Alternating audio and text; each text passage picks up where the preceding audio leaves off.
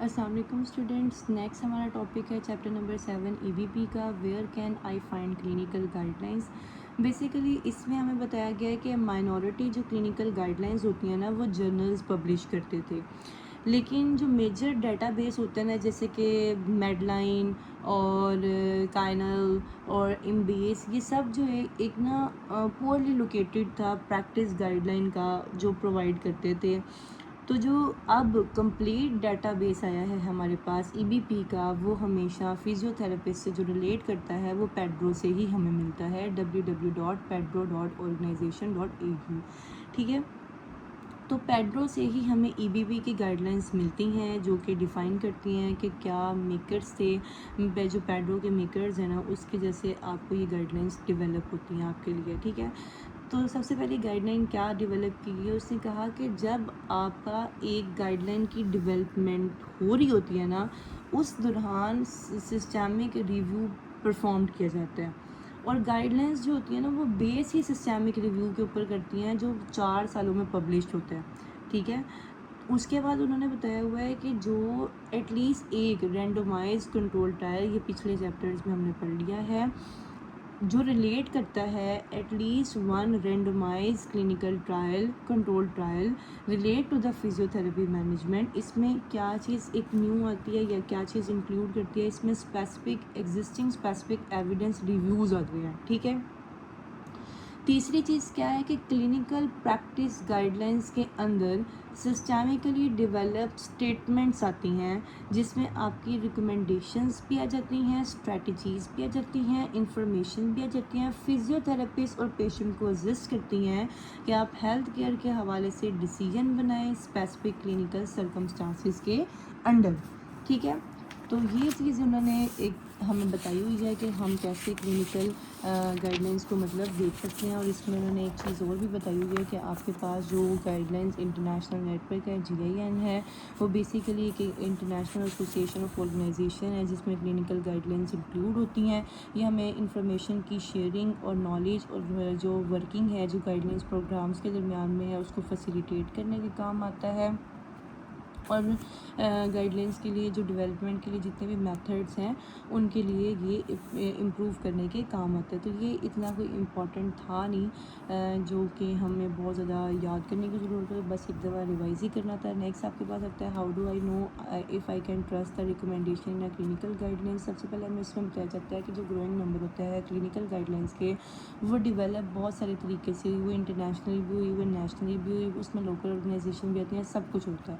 یہ امپورٹنٹ تھا physio therapist کے لیے کہ وہ ہائی کوالٹی اور لو کوالٹی کے درمیان میں فرق کر سکتا تھا. 1999 میں کلوزی نے آرگیو کیا تھا کہ اس نے بولا تھا کہ ایک جو کرائٹیریا ہوتا ہے نا ڈیولپمنٹ کا، کہ جو criteria appraisal of the guide lines کا تھا، اس نے اس کے بارے میں بتایا کہ اس نے اس کے بارے میں یہ بتایا کہ ہمارے پاس نا ڈومینز ہوتی ہیں، ایگری انسٹرومنٹ کی ڈومینز ہوتی ہیں، یعنی اسکوپ اینڈ اسکوپ اس کا کیا ہوتا ہے، اسکوپ کیا ہوتا ہے اور ساتھ میں پرپس کیا ہوتا ہے، اسٹیک ہولڈرس کی انوالومنٹ کون سی ہوتی ہے، ریگر آف ڈیولپمنٹ کیا ہوتی ہے، کلیئرٹی اینڈ پریزنٹیشن کیا ہوتی ہے، اپلیکیبلٹی کیا ہوتی ہے، اور ساتھ میں ایڈیٹوریل انڈیپینڈنس کیا ہوتی ہے. ٹھیک ہے، scope and purpose, stakeholder involvement, clarity and presentation, rigor of development, applicability and editorial independence. ٹھیک ہے، تو یہ اس نے ایک ایگری انسٹرومنٹ کے بارے میں ڈومینز ہمیں بتائی تھیں کہ یہ کیا ہوتی ہیں. ٹھیک ہے،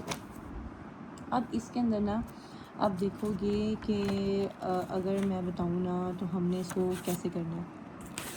ایک منٹ میں آپ کو نا ایک پیج کے اوپر دکھا دیتی ہوں کہ میں نے وہ کیسے بنایا ہوا، اگر آپ کو میری رائٹنگ سمجھ آ جائے. بلکہ میں نا یہاں سے آپ کو بتاتی ہوں اب کیونکہ آپ کو میری رائٹنگ سمجھ نہیں آنی. چیک لسٹ جو تھی نا وہ ڈیولپ ہوئی تھی ایک، ٹھیک ہے، 1999 میں ایک چیک لسٹ ڈیولپ ہوئی تھی جس میں 37 آئٹمس تھیں. ٹھیک ہے، انسٹرومنٹ ڈیولپ ہو رہا تھا، ویلیڈیٹیڈ وہ کس سے ہوا تھا، انٹرنیشنل گروپ آف ریسرچ سے 13 کنٹریز سے ہوئی تھی، 13 کنٹریز سے ہوئی تھی جنہوں نے اپرائزل آف گائیڈ لائنس دی تھی. ٹھیک ہے، تو اب اس انسٹرومنٹ کو 6 تھیوریٹیکل کوالٹی ڈومینز کے اندر ڈیوائڈ کیا گیا ہے. ٹھیک ہے. وہ 6 کون سی ہیں؟ Scope and purpose, stakeholder involvement, ریگر of development, clarity and presentation, applicability and editorial independence. اب یہ نا کچھ مطلب یہ کبھی بھی نہ ہمیں پڑھایا گیا تھا، نہ ہمارے کبھی پیپر میں آیا ہے، اور نہ ہی آپ کو پڑھنے کی ضرورت ہے. مگر ہاں میں یہ چیز ضرور بتا دوں کہ ایک دفعہ آپ نے اس کو ریڈ دے دینا تو آپ کو سمجھ آ جائے گا. اس میں مین باتیں یہی لکھی ہوئی ہیں کہ آبجیکٹیوز، کلینکل کوسچنز، پیشنٹس، یہ سب کچھ جو ہے وہ اسپیسیفکلی ڈسکرائب ہونا چاہیے. یہ ایگری 2 کی آئٹمز ہیں، یہ ایگری جو اوریجنل ہے اس کی آئٹمز ہیں. ٹھیک ہے. دوسرے میں یہ بتایا ہوا ہے کہ گائیڈ لائنس کی جو ڈیولپمنٹ ہے اس میں کون کون آئے گا، کہ پیشنٹ کے ویوز ہوں گے، پریفرنسز ہوں گے، یہ سب کچھ. ٹھیک ہے. یہ سب چیزوں کے بارے میں بتایا ہوا ہے. تو یہ آپ ایک دفعہ اس کو پڑھ لیجیے گا. اس کے بعد who develop the guidelines. Guidelines ہمیشہ ڈسکرائب ہوتی ہیں جس میں کچھ نہ ڈیولپمنٹ کے پروسیس کی سٹیجز آتی ہیں. ٹھیک ہے. تب ڈیولپمنٹس بنتی ہیں ایک تو. دوسری بات تب ڈیولپمنٹس بنتی ہیں جس میں کوئی کنسلٹیشن سٹیجز آتی ہیں ڈیولپمنٹ پروسیس کی. ٹھیک ہے. تب گائیڈ لائنس بنتی ہیں. تیسری بات تب بنتی ہیں جب گائیڈ لائنس یہ جو ہے نا کیری کرتی ہیں گائیڈ لائنس کی ڈیولپمنٹل پروسیسز کو. جب آپ ڈیولپمنٹل پروسیسز کو گائیڈ مطلب کرتے ہو نا یوز، تو تب کچھ ڈیولپمنٹ گائیڈ لائنس بنتی ہیں تب ہوتی ہیں. ٹھیک ہے. یہ 3 طریقے سے آپ کی جو ہے وہ گائیڈ لائنس ڈیولپ ہوتی ہیں. ایک طریقہ کون سا کہ گائیڈ لائنس جو ہے وہ ڈسکرائب ہوتی ہیں جس میں کچھ اسٹیجز ڈیولپمنٹ پروسیس کی ہوتی ہیں. دوسرا کیا ہوتا ہے کہ ایک پرٹیکولر کنسلٹیشن اسٹیجز جو ڈیولپمنٹ پروسیس کی ہوتی ہے اس میں ہوتی ہے. اور تیسرا کیا ہوتا ہے کہ گائیڈ لائنس ڈیولپمنٹ گروپس ہوتے ہیں جو کہ گائیڈ لائنس ڈیولپمنٹ پروسیسز کو کیری آؤٹ کرتے ہیں. ٹھیک ہے. یہ چیز اس میں آپ کو سمجھانے کی کوشش کی ہوئی ہے. پھر اس کے بعد نا آپ کے پاس دیکھو کہ جو نا یہ ہے آپ کا یہ سارا کچھ تو وہی ہے جو پیچھے ٹیبل کے اندر دیا ہوا ہے. ٹھیک ہے.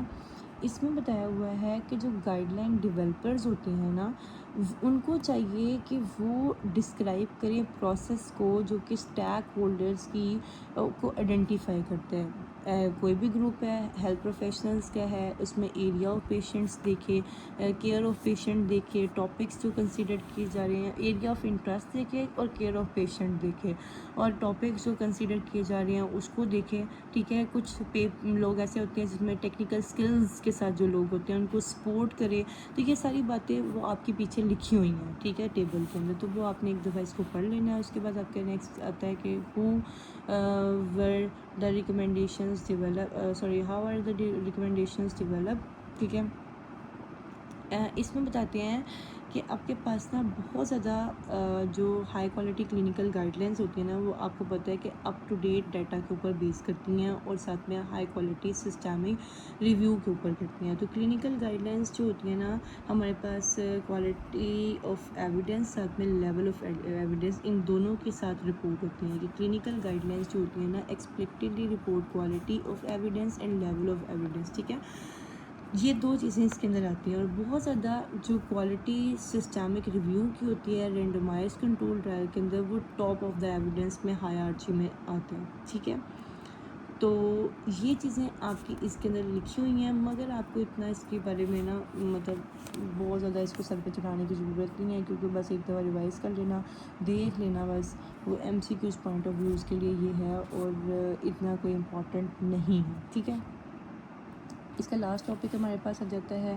اس کے اندر بتایا ہوا ہے from quality level of evidence to strength of recommendation. سب سے پہلے اس کے اندر بتایا ہوا ہے کہ گائیڈ لائنس جو ہوتی ہیں نا 1 اسٹیپ فردر ہوتی ہیں دین دا سسٹمک ریویو. ہم نے کیونکہ پیچھے پڑھا تھا کہ سسٹمک ریویو کیا تھا، اسمال گروپ آف ریسرچرس تھے، اس میں بہت سارے لوگ تھے، اسٹیک ہولڈر سب لوگ تھے. ٹھیک ہے.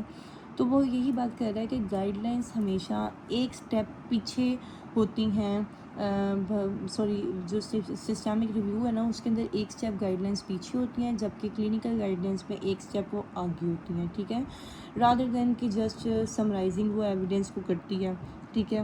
ریکمنڈیشنز بناتی ہے پریکٹس کے لیے اور ڈیولپمنٹ آف گائیڈ لائنس جو ہوتی ہے یہ چیز ڈیفیکلٹ بنا دیتی ہے. ٹھیک ہے. اس میں آپ کو یہ چیز بتائی ہوئی ہے کہ 4 مین فیکٹرز بتائے ہوئے ہیں کہ بیلنس کرنا ہے اپنے بینیفٹس اور ہارمس کے درمیان میں. ٹھیک ہے. اور اس کے بعد آپ کو بتایا ہوا کہ مین آؤٹ کمس کیا ہوتی ہیں، confidence limit around the estimate کے بارے میں بتایا ہے، کوالٹی آف دا ایویڈنس کے بارے میں، translation of evidence in practice in specific settings. یہ ساری چیزیں آپ نے جب اس کے اندر لکھ دینی ہے تو آپ کا یہ چیپٹر کمپلیٹ ہو جائے گا بس. اور اس کے اندر کوئی ایسی چیز نہیں ہے کہ جو مجھے لگی ہو کہ ایم سی کیوز کے لیے امپورٹنٹ ہے یا کچھ بھی ایسا نہیں ہے جو آپ کے پاس جو ہے وہ ایس سی کیو کے لیے آ سکتا ہے. ٹھیک ہے، بس اس کی جو مین چیزیں تھیں وہی آپ کو میں نے دکھانی تھیں اور وہی آتی ہیں بس. اچھا، ایک دفعہ اس چیپٹر کا اوور ویو جو ہے وہ میں اس سے دے دوں، پاس پیپر سے دے دوں، تو اس میں یہی ڈیفرنس لکھا ہوا ہے سسٹمک ریویو اور ساتھ میں کلینکل گائیڈ لائنس کا. یہ بھی میں نے آپ کو کرا دیا ایز اٹ از، یہی کوشچن کے ساتھ یہ بھی میں نے آپ کو کرا دیا جس میں گولز اینڈ امپورٹنس لکھی ہیں. ہاں، اس کے اندر ایک چیز یہ امپورٹنٹ ہے کہ آپ نے یہ ڈفرینس کرنا ہے. یہ بیسیکلی چیپٹر نمبر 4 کا کوشچن ہے جو کہ یہاں پہ اس چیپٹر کے اندر لگا کے پوچھا جاتا ہے. اس میں ڈسکرپٹیو اسٹڈی اور انالیٹیکل اسٹڈی کا ڈفرینس ہے. ڈسکرپٹیو اسٹڈی بیسیکلی کیا کرتی ہے؟ ڈسکرپٹیو اسٹڈی میں نا ایک انڈیویژول ہے نا، اس کی نا ایک ڈیٹیلڈ انویسٹیگیشن ہے.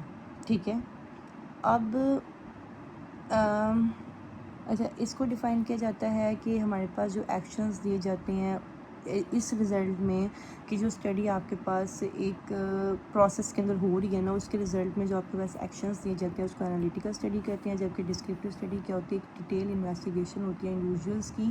ٹھیک ہے، جس میں ہمارے پاس نالج آف ڈیزیز کو امپروو کرنے کا کہا جاتا ہے. ٹھیک ہے، وہ امپروو کر سکتے ہیں اسٹڈی کے تھرو آپ نالج آف ڈیزیز کو. ٹھیک ہے، یہ ڈسکرائب کرتے ہیں، ڈسکرپٹیو نام سے ہی ظاہر ہو رہا ہے. انالیٹیکل کمپیئر کرتی ہے، اس میں فریکوینسی اور ڈسٹریبیوشن آ جاتی ہے، اس میں ڈٹرمننٹس آ جاتے ہیں. اس کے اندر کوئی کمپیریزن نہیں ہوتا اور اس کے اندر کمپیریزن گروپس کے درمیان میں ہمیشہ ہوتا ہے ایکسپوئر اور آؤٹ کم کا، کہ ایکسپوئر کس چیز کے ساتھ کتنا زیادہ آپ ایکسپوئر ہے اور کتنے اس کے کیا رزلٹس نکل رہے ہیں، یہ ہمیشہ کمپیریزن کرتا ہے.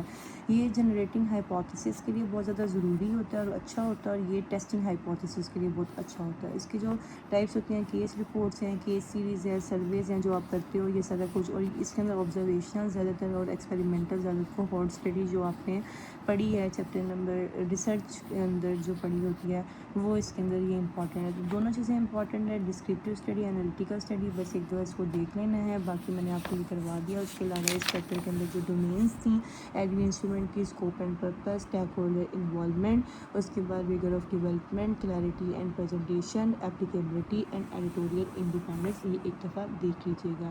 تھینک یو سو مچ. کوئی کوشچن ہو تو مجھ سے پوچھ لیجیے گا کامنٹس میں. اللہ حافظ.